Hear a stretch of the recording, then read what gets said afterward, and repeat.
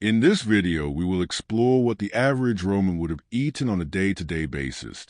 If you enjoy these videos, please feel free to leave a like and/or subscribe.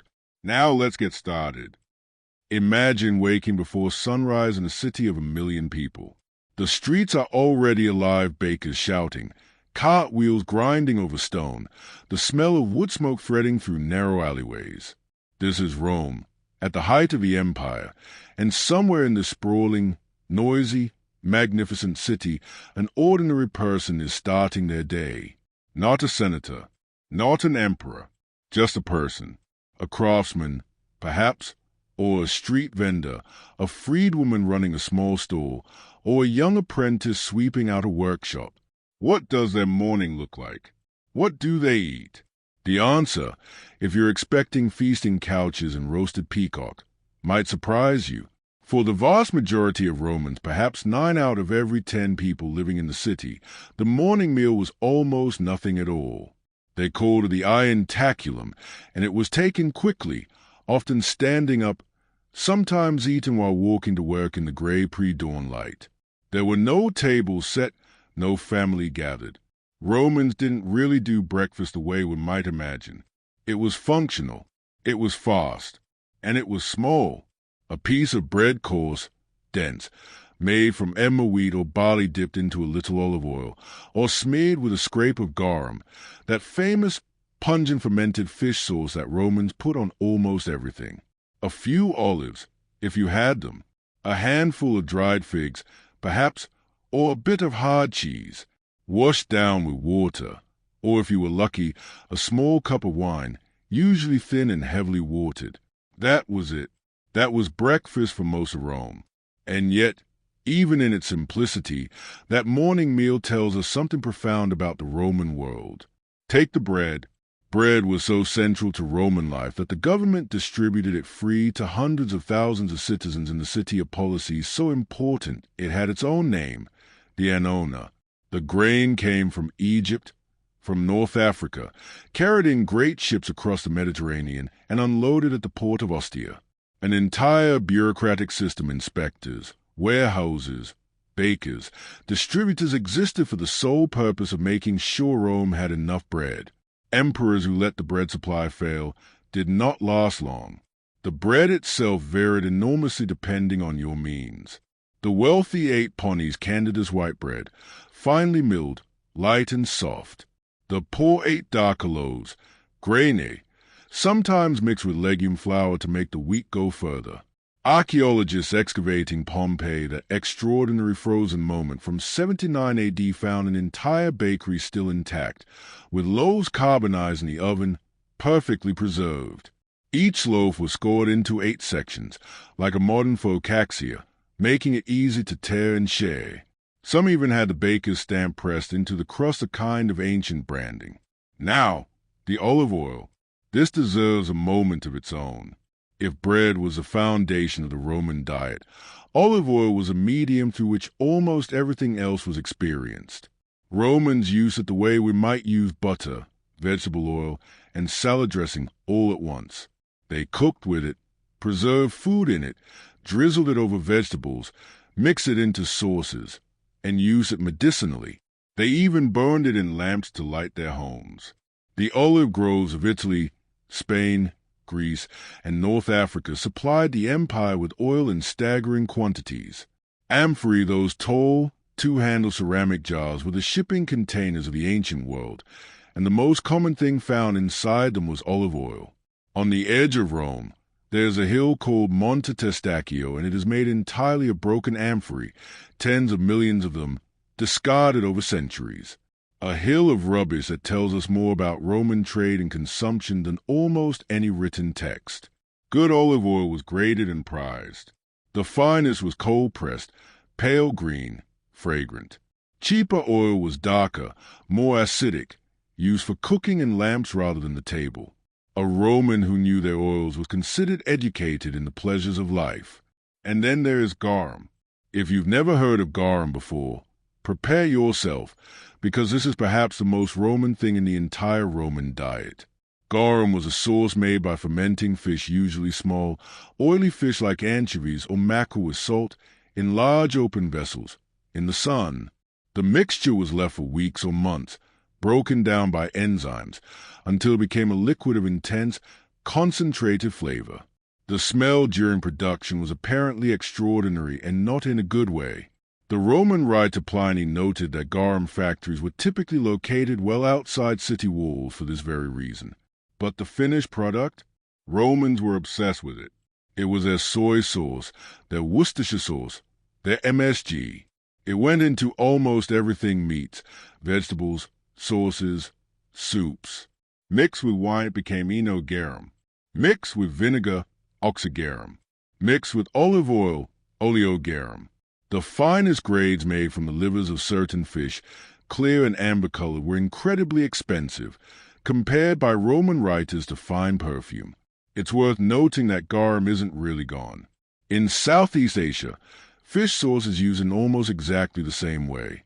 And in Italy, anchovy paste colatura di alici is a living descendant of garum, still made in the small town of Satara on the Amalfi Coast.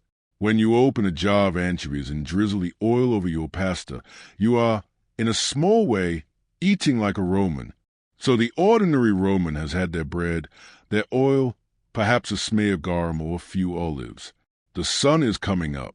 The city is fully awake now, roaring, crowded, smelling of animals and humanity and fresh bread and salt water and flowers sold at corner stalls. And our Roman is going to work. The midday meal, the prandium, is still hours away. They might grab something from one of the hundreds of street food counters that lined Roman street small baked goods, a cup of hot chickpeas, a fried pastry. The Roman street food economy was remarkable. Most people in the city had no kitchen. Their apartments, called insulae, multi-story blocks of flats, were often wooden structures where open flame was a catastrophic fire risk. And so they ate out, constantly. Rome was a city of takeaway food. The counters they ate from called thermopolia have been found all over Pompeii. Dozens of them. They had a characteristic shape, a wide stone counter with circular holes cut into the top, into which ceramic vessels were embedded, kept warm by hot coals beneath. In these vessels sat lentil stew, spice wine, porridge, whatever the vendor was selling that day. You walked up, you pointed, you paid a coin, you ate standing at the counter or took it away wrapped in a piece of flatbread. It was fast food. It was Roman fast food. And it fed a city. We are only at mid-morning, and already we cross continents: grain from Egypt, oil from Spain, fish sauce from the coast of the Mediterranean, all converging on this single, ordinary person's stomach. This is what Rome was, a machine for moving food across the ancient world, a city so vast and so hungry that it reshaped agriculture, trade, and taste across 3 continents. And the day is still young. By mid-morning, Rome is at full roar. The forums are packed with merchants and lawyers and idlers. The baths are beginning to fill. Street vendors are calling out from every corner chestnuts, sausages, cups of warm wine. The city smells of bread and animals and the sharp tang of the fullers' workshops, where cloth was cleaned in great vats of human urine collected from public latrines. Rome was not a city for the faint of heart. And somewhere in the middle of all of this, our ordinary Roman is getting hungry again. The midday meal, the prandium, was, like breakfast, a modest affair for most people.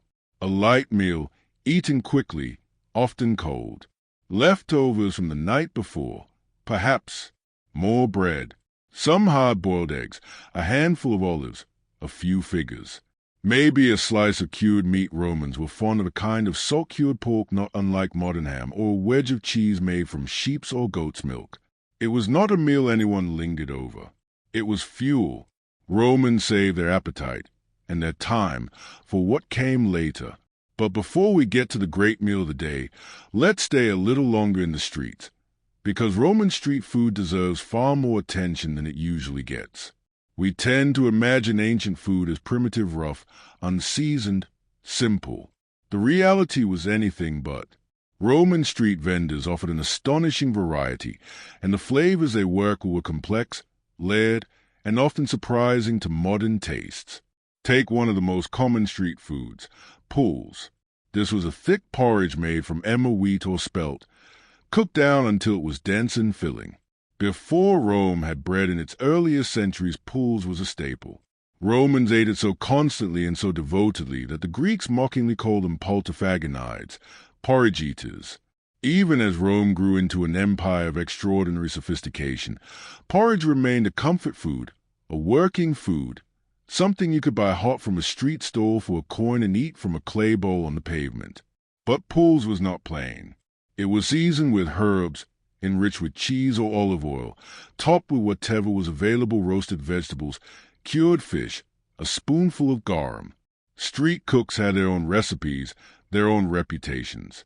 In Pompeii, archaeologists found traces of duck, pork, snails, and fish bones inside the thermopolia vessels. One stall showed evidence of wine mixed into the food, a kind of ancient wine braised meat, sold hot from the counter. Now, the question of spices is one that often surprises people when they first explore Roman food seriously. We tend to assume that heavily spiced food is an Asian or Middle Eastern tradition, and that European cooking before the Renaissance was relatively plain. But Rome sat at the center of the ancient world's trade networks, and the things that move along those networks were extraordinary. Pepper from India, cinnamon from Sri Lanka, ginger, cardamom, cloves, turmeric, all known to Roman cooks, all available in the markets of the city, all turning up in the recipes of the ancient cookbook known as Apicius. Pepper was the most prized. Black peppercorns from the Malabar coast of India were traded in such quantities that they became a measure of wealth. When the Visigoth king Alaric sacked Rome in 410 AD, among his demands was 3,000 pounds of pepper. Not gold, not silver, pepper. It tells you everything about how this spice was valued. Roman cooks used pepper the way we might use salt liberally, almost automatically. It went into sauces, into stuffings, onto roasted meats, into wine. The Apicius cookbook, compiled sometime around the 4th century AD but drawing on much older recipes, calls for pepper in nearly every dish. Reading it today is a startling experience, not because the food sounds strange, but because it sounds so good. Roasted pork with a sauce of pepper, wine, and honey.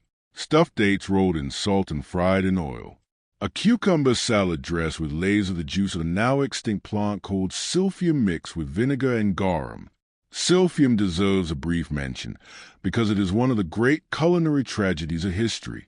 Silphium was a plant that grew wild on the coast of what is now Libya, near the ancient city of Cyrene. Its juice, called laser, was used as a flavoring and a medicine throughout the ancient world, and it was so intensely popular that Cyrene built its economy almost entirely around its harvest and export. The plant appeared on Cyrenian coins. Roman writers praise it endlessly. Julius Caesar, according to one account, kept a personal stockpile of it in the treasury. And then it was gone, over-harvested into extinction, probably sometime in the 1st century AD. The last recorded stalk was reportedly sent as a curiosity to the Emperor Nero. After that, nothing. We have no living samples, no seeds, no way to know exactly what it tasted like, though ancient descriptions suggest something between asafoetida and celery, with a hint of something entirely its own. It is the only flavor in human history that has been completely, irrevocably lost. When Romans of the later empire cooked without silphium, they were already cooking in a world that had been diminished, though they may not have fully understood it. We read their recipes today and reach for a substitute asafoetida, usually, and know, quietly, that it isn't quite right. Back in the streets, the afternoon is advancing. The sun is high and hot. Romans with the means to do so have retreated indoors, for a rest. A siesta is not a modern invention.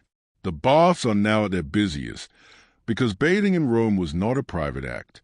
It was a social one. The great public bath, the thermae, were among the most important social institutions in Roman life, and they are deeply connected to food, because Romans often ate around bathing.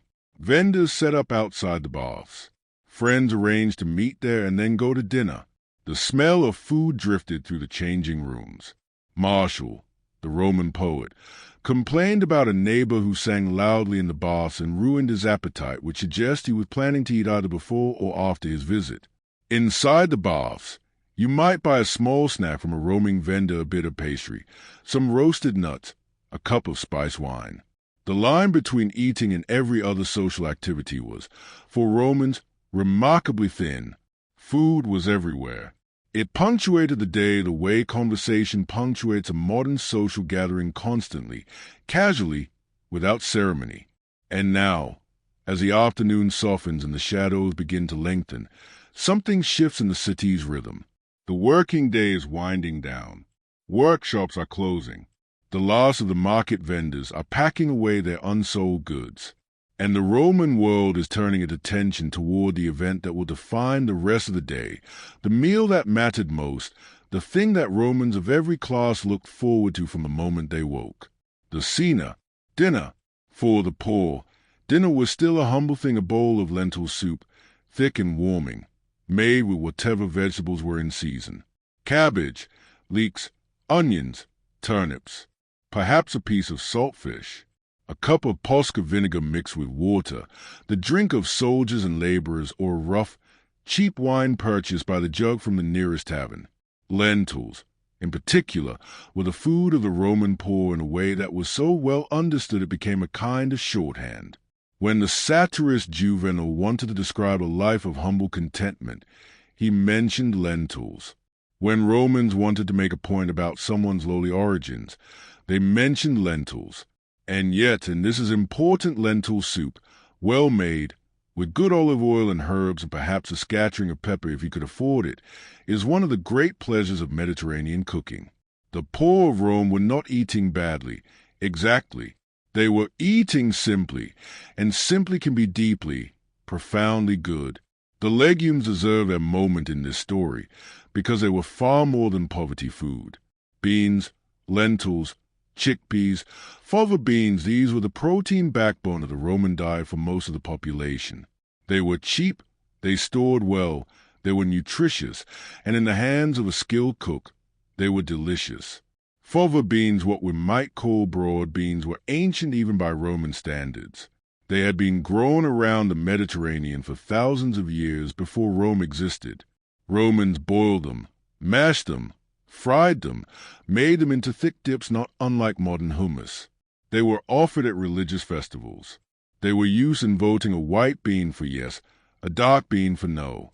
The fava bean was so woven into Roman culture that the great family name Fabius, one of Rome's oldest, almost certainly derives from faba, the Latin word for bean. Chickpeas, too, were everywhere. Vendors sold roasted chickpeas hot from the pan on street corners, a snack so common it was almost invisible in the written record, mentioned only in passing, the way we might mention a bag of crisps. The word Latin for chickpea gave its name, via a small skin blemish shaped like the legume, to the great orator and statesman Marcus Tullius Cicero. He was, in a sense, named after the chickpea. This has always seemed to me one of the more charming details of classical history. The city is quieter now. Cooking smells are rising from the ground floors of apartment blocks, not from private kitchens, because most people didn't have them, but from small shared hearths, from braziers, from the thermopolia still serving their evening trade. Somewhere, a family is sharing a pot of bean soup. Somewhere else, a man eating alone is tearing bread and dipping it into a jar of olive oil. And in the great houses on the Palatine Hill, slaves are carrying dishes through marble corridors, and the lamps are being lit, and guests are arriving, and the scene of the wealthy is about to begin in earnest. That world, the world of the Roman dinner party. The convivium is where we're headed next. The sun is going down over Rome. On the Tiber, the last boats are being tied up for the night. In the alleyways, torches are being lit outside taverns. The great public spaces of forums, the basilicas, the colonnaded walks are emptying as people drift toward warmth and food and company. The city's daytime roar is softening into an evening murmur. And in the hills above the city, in the grand houses of the wealthy, the domus of senators, merchants, generals, and landowners, something rather different from a bowl of lentil soup is being prepared. Welcome to the convivium. The Roman dinner party. The word convivium means, literally, a living together, a sharing of life. And that tells you something important about how Romans understood the act of eating with others. It was not merely food. It was philosophy, politics, friendship, performance, and pleasure, all woven together and stretched across an entire evening. Guests would arrive in the late afternoon and be shown to the triclinium named the dining room, where they would recline on cushioned couches arranged in a U shape around a central table. Reclining, not sitting. This is one of those Roman details that tends to stop people. The image of a room full of adults lying down to eat seems strange to modern eyes. But for Romans it was a mark of the civilized person. Slaves and laborers sat or stood to eat. To recline was to demonstrate that you had the leisure, the status, and the company worthy of a long meal. The couches were arranged by hierarchy. The most honored guest reclined at the host's right. The placement of where you lay told the room exactly where you stood in the social order. Dinner parties were not casual. They were carefully choreographed statements about relationships, obligations, and power. The meal itself came in three broad movements. First, the gustatio, the starter course. This was designed to awaken the appetite, and Romans had strong views about what should do this. Eggs were almost obligatory, hence the Latin phrase ab ovo usque ad mala, meaning from the egg to the apples, which described complete meal from beginning to end and is the ancestor of our phrase from soup to nuts. Along with eggs came olives, of course, and raw vegetables dressed with vinegar and garum, and small dishes of shellfish, oysters, and mussels, and sea urchins were particular favorites. Salted fish, little pastries stuffed with cheese and herbs, and wine, from the very start, mixed with water and honey, a drink called molsum, honeyed wine, which Romans believed stimulated the digestion and prepared the stomach for what was to come. Then the primi mensi, the main courses. And here, for the wealthy Roman host, the sky was effectively the limit. The Apicius cookbook gives us our clearest window into this world, and it is a remarkable document. It contains over 400 recipes, ranging from simple preserved vegetables to extraordinarily complex preparations involving dozens of ingredients. Reading it, you are struck again and again by how sophisticated, how international, and how surprisingly familiar much of it is, and then, occasionally, by something that stops you completely. Roast wild boar was a prestige dish hunted, or more likely purchased from hunters who supplied the city's markets, marinated in defrutum, a thick reduction of grape must, sweet and syrupy, and roasted whole, then served with a sauce of pepper, cumin, and vinegar. Flamingo was eaten, the tongue considered a particular delicacy. Dormice, small rodents fattened in special clay jars called gluraria, were stuffed with nuts and herbs and roasted or fried. They appear in Roman texts often enough that they clearly weren't rare, at least among those who could afford them. Peacock was served, though Romans sometimes debated whether it tasted as magnificent as it looked. Most concluded the visual effect was worth more than the flavor. Thrushes, larks, and other small birds were eaten in enormous quantities, caught in nets and kept in aviaries until needed.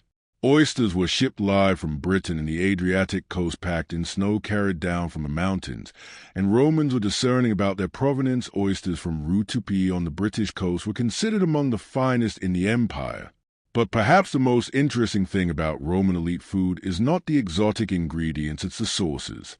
Roman cooking was, fundamentally, a cuisine of sauces. The Apicius is full of them, and they follow a logic that becomes recognizable once you understand it.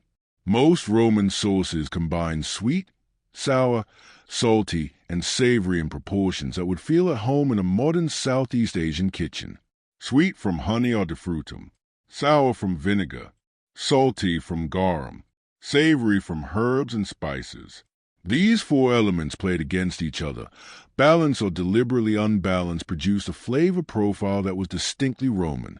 Liquamen, another word for garum, appears so constantly in Roman recipes that some food historians have begun comparing it to the role of salt in modern European cooking. It was the baseline. Everything else was built on top of it. And when you understand that the fermented fish sauce provides deep, complex umami, exactly the same flavor compound that makes Parmesan cheese, soy sauce, and mushrooms so satisfying you begin to understand why Romans found food without it dull and lifeless. The food writer and historian Sally Granger has spent years reconstructing Roman recipes, and her work reveals something important. Cooked properly, with good ingredients and some skill, Roman food is genuinely delicious. It is not a curiosity. It is not a museum piece. It is food that a modern person, served it blind, would enjoy, might even love without knowing what they were eating. Now, the wine. No discussion of the Roman table is complete without it, and the Romans took their wine with the same seriousness they brought to everything else they valued. Wine in Rome was not a luxury. Exactly, it was universal. Everyone drank it, from the emperor to the slave, though what they drank varied enormously. The cheapest wine, Posca, when mixed with vinegar, or Laura made from pressed skins and water after the good wine was extracted, was thin, sour, and barely recognizable as wine in the modern sense. It was a drink of soldiers on campaign, of laborers, of anyone who needed something safer than the water in a crowded ancient city. But fine wine was a world unto itself. The most celebrated wines of the Roman world came from Campania, particularly from the volcanic slopes around the Bay of Naples. Falernian wine was the Petrus of antiquity, aged for decades in sealed amphorae, amber-colored, and so alcoholic it could reportedly be set alight. Roman writers describe it with a reverence modern critics reserve for first-growth Bordeaux. It appears in the Satyricon of Petronius, in the poems of Horace, in Pliny's Encyclopedia, always with the same note of hushed admiration. Romans aged their wine. As we do, they discussed vintages. They debated regions. They had strong opinions about which wines paired best with which foods, which wines were good for the digestion, which were appropriate for which kind of gathering. The 121 BC vintage produced in a year of extraordinary warmth, during the consulship of a man named Epimeus, was considered so exceptional that wine from that year was still being drunk a century later, thick as honey and barely drinkable without dilution, but treasured as connection to a distant golden moment. Romans almost always diluted their wine with water. Drinking it undiluted was considered barbaric, something the northern tribes did. The ratio varied by occasion and by preference, typically 2 parts wine to 3 parts water, though a lively party might see that ratio shift as the evening progressed. And the evenings did progress, often for a very long time. The convivium was not just about eating. Between courses there was music, a lyre player, or flute. There were recitations of poetry. There was conversation, ideally, according to the idealists, about philosophy and literature and the great questions of existence. According to the satirists, in practice about gossip, money, and who was sleeping with whom. And then there was a conversatio, the drinking party that followed the meal proper, a Roman echo of the Greek symposium. A drinking master was elected, by dice, to set the rules for the evening, how much wine, how diluted, in what order the guests would drink. Toasts were made, games were played, riddles were exchanged. Romans, it turns out, loved a riddle almost as much as they loved the sauce. The guests might stay until midnight, until the early hours. Some hosts were legendary for their lavish, endless parties. Others were praised for their restraint, their good taste, their willingness to let guests go home at a reasonable hour. But here's the thing that stays with you when you have spent time in the Roman world of food. The gap between that dinner on the Palatine Hill and the bowl of lentil soup eaten by a craftsman in a ground-floor room nearby was vast, almost incomprehensibly so by our standards. The wealthy Roman host might spend on a single dinner what a working person earned in months. The dormice, the peacock, the flamingo tongue, the aged Falernian, these existed in a world that was completely inaccessible to the vast majority of the people living in the same city. And yet, the bread was the same bread. The olive oil came from the same press. The garum, he good stuff, and the cheap stuff alike came from the same fermented fish. The fava beans, the chickpeas, the olives, the figs, these were on every table, rich and poor, from the grandest triclinim to the humblest street corner. Food in Rome was a mirror. It reflected status, power, and inequality with merciless clarity. But it also reflected something else, a shared material world, a common set of flavors and smells and textures that bound people together across enormous differences of circumstance. When Pompeii was buried in 79 AD, it preserved not just the thermopolia and the bakeries and the wine shops, but the carbonized remains of the last meals its inhabitants had been preparing. Figs in a bowl, a pot of soup still on the hearth, bread, half-eaten, set down in a hurry when the mountain began to shake. These are not the meals of emperors. They are not the meals of historians or generals or philosophers. They are the meals of ordinary people, caught in an ordinary moment, eating the ordinary food of their ordinary day. And 2,000 years later, we can still read those meals. We can still, roughly, reconstruct them. We can still heat olive oil in a pan and smell something that a Roman would have recognized instantly. We can still ferment fish, bake emmer bread, sweeten the sauce with honey, and sharpen it with vinegar. The Roman table is not as distant as we sometimes think. It is in the olive oil on our shelves, in the anchovy paste in our cupboards, in the beans we cook on a winter evening, in the wine we pour for friends when the sun goes down. It is, in the most literal sense, still with us. This concludes the video. Thanks for listening.